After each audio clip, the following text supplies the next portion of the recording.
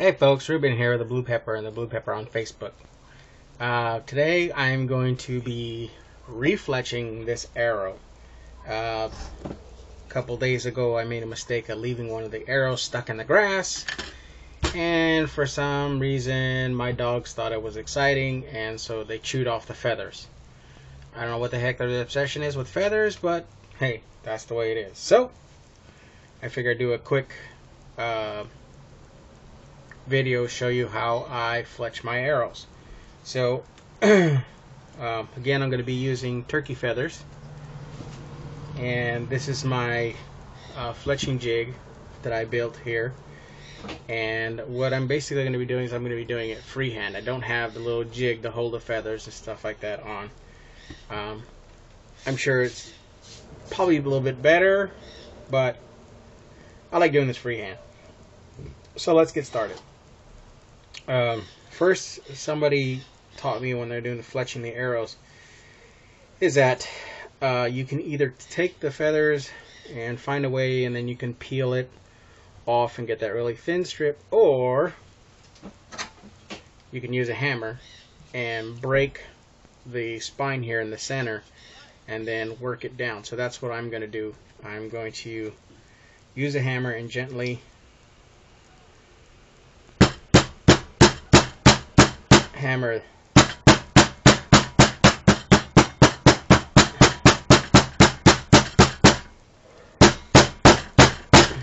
spine of the feather. I'm not going to be using this for a quill or anything like that, so there's no need to worry about the front part here. So check and make sure that it's all broke up right. Yeah, that's pretty good right there. So I'll just take my scissors, or I can use my knife, cut that end on if I'm not using.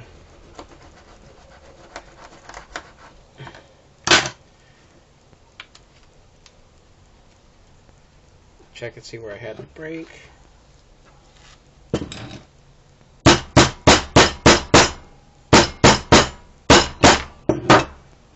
I don't know many of you have you ever used turkey feathers, but this stuff, these are pretty darn tough.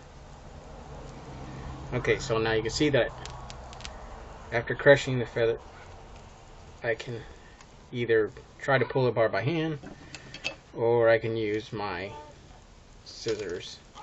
Actually, I'm going to use my X-Acto knife. That's why I brought it out. So I'm going to cut right down the center as best I can.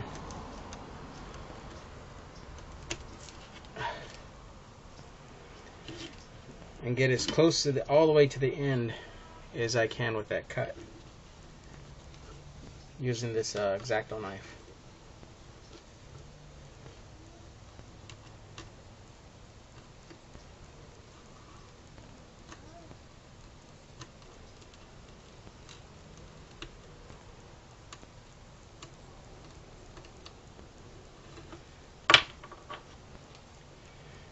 Okay, so see if I can get a good separation.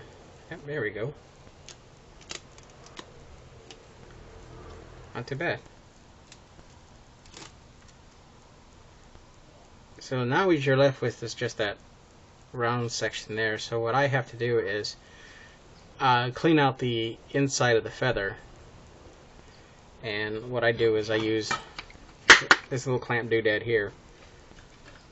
Place the feather in there as flat as I can get it.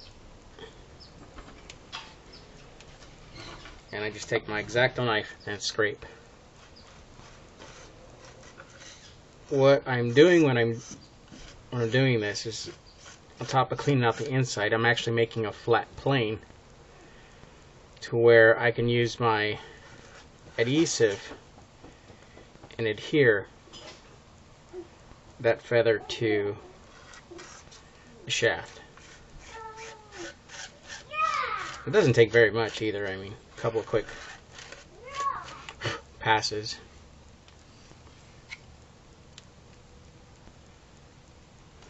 And I don't know how well you can see it, but That's how I do it there.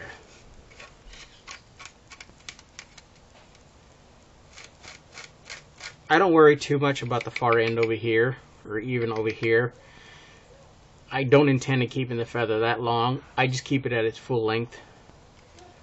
It's easier to work with for me. Plus, if I goof, which I've done before, I can possibly use it to my benefit to correct.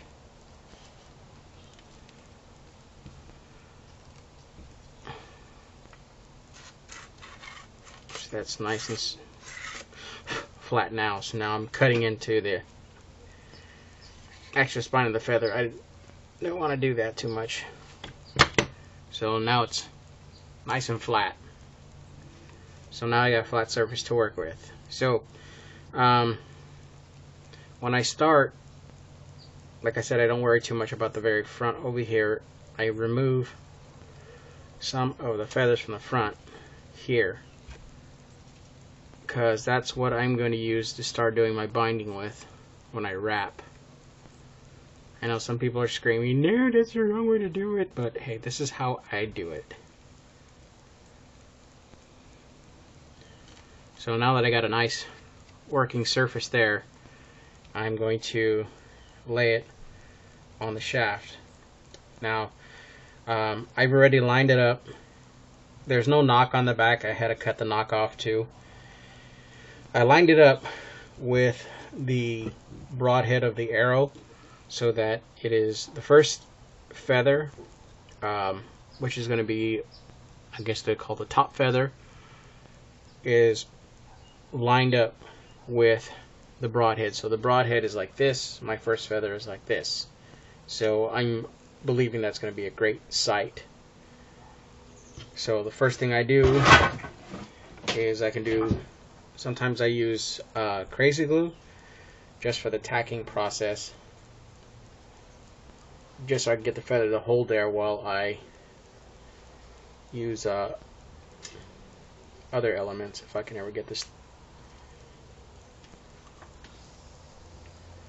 thing open right. So I just, a little dabba dabba, that's all, not too much.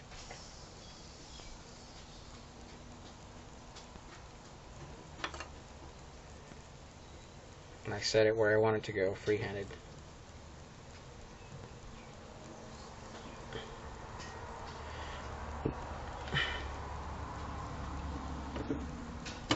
Actually, I might want to go further in.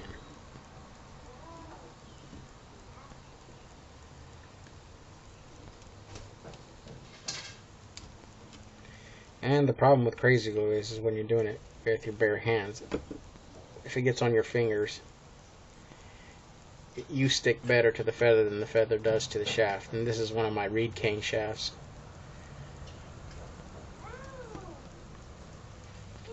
But there we go.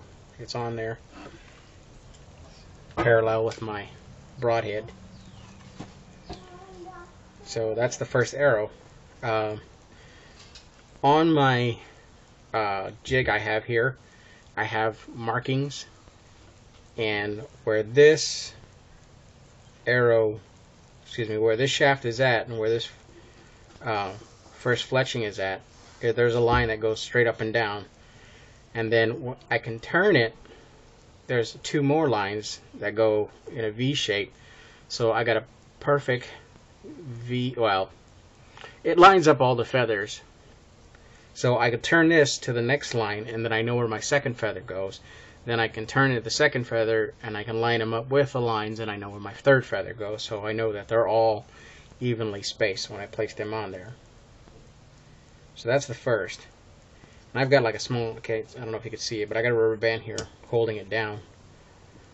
So if I turn it and it doesn't want to turn, it's because of the drag on the rubber band. So now I'm going to take that, turn the feather to the next position,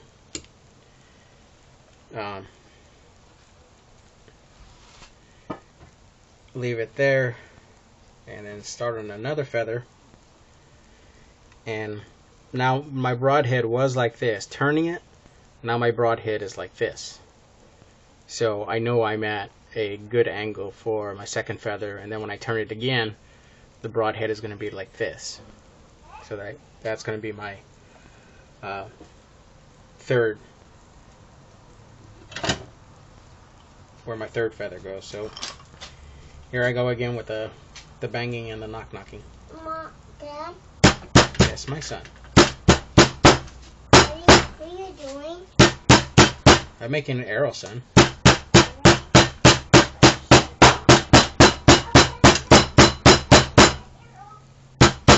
Alright, son.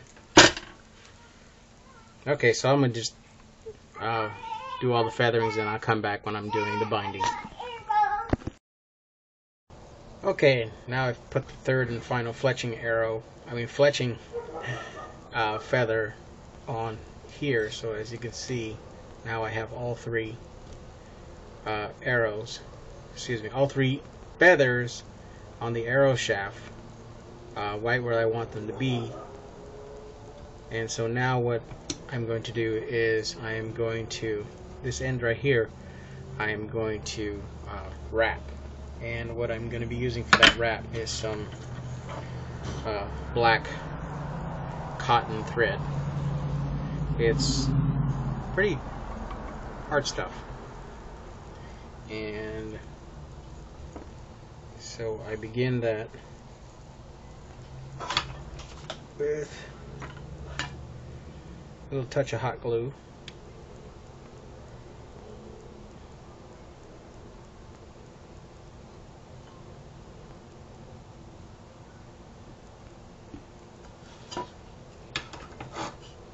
Give that a second to set.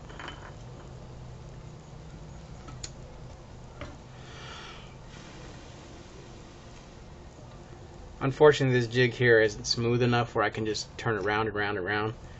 Well, it's not the jig, I should say, it's the reed cane shafts. They're not perfectly round, so I'd like to turn it, even turns while it's, and then tighten this, but the reed cane shaft is not perfectly round, so it snags up, so I have to kind of lift it up off the jig. And so what I'm doing, I'm going as high as I possibly can, right where the feathers begin.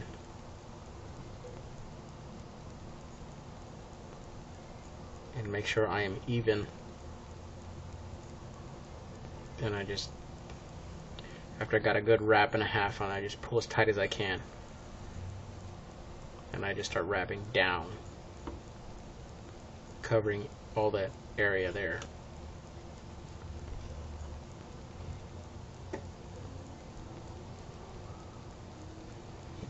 Alright. I'm going to finish this up and I'll show you what my wrapping looks like.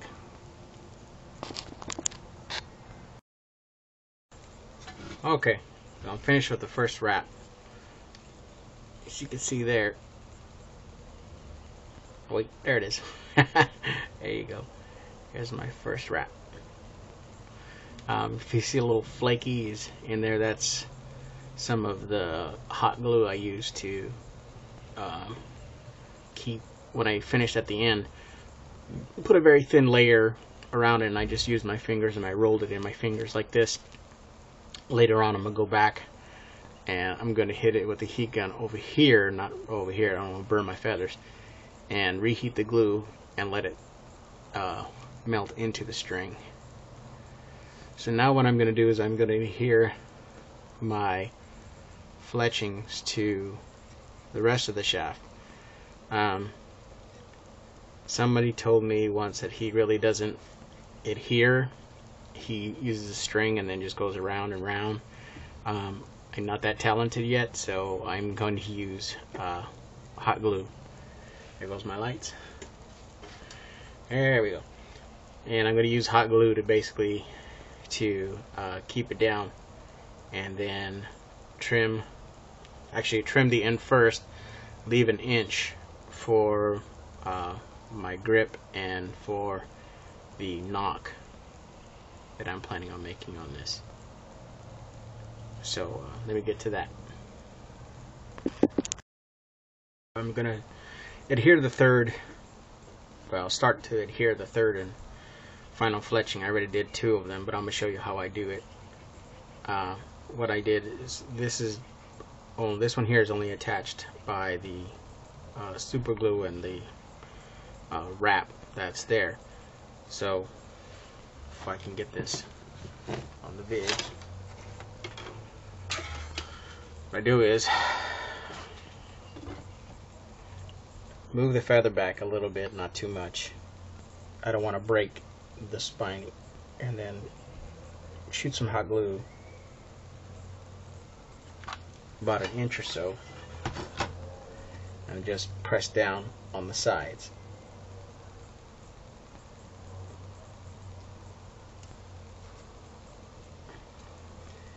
Yes, the glue is very hot. I've done this a few times though, so my fingers are tempered to this kind of stuff.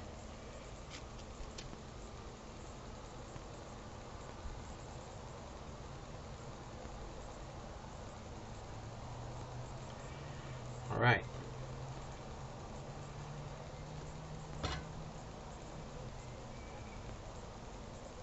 So there I have it. My fletchings are adhered to the shaft up about 1 inch to 1.5 inches with hot glue. It's not the prettiest, but it works just fine for me. So now I'm going to go ahead and I am going to trim the tops and give myself 1 inch or so here from the top for my fingers and for the knock. So here is the arrow, almost completely done, about 98%. I don't have one of those feather burning things, so I do it freehand with scissors, and I did the binding here on the end, the wrap, and so now all I have to do is cut my knock here. And before I did that, what I did was, I don't know if you can tell, but I filled the hole with hot glue, and I'm waiting for that to set. So I'm just going to leave that overnight before I cut my knock in, and then try to gently trim some of these feathers a little bit. So there you go, folks. That's how I make my fletchings for my arrows. Thanks for watching. May God bless. Bye-bye. Oh, have a Happy New Year. Pushing horns weren't easy like the movie said it was, and I don't recall no dance hall girls or hotel rooms with rugs. You worked hot and tired and nasty, rode your pony's head too low, and they were all the nights you couldn't sleep 'cause it was too damn cold, and you'd sing Strawberry Roan in a Little Joe. Like the time we hit the river and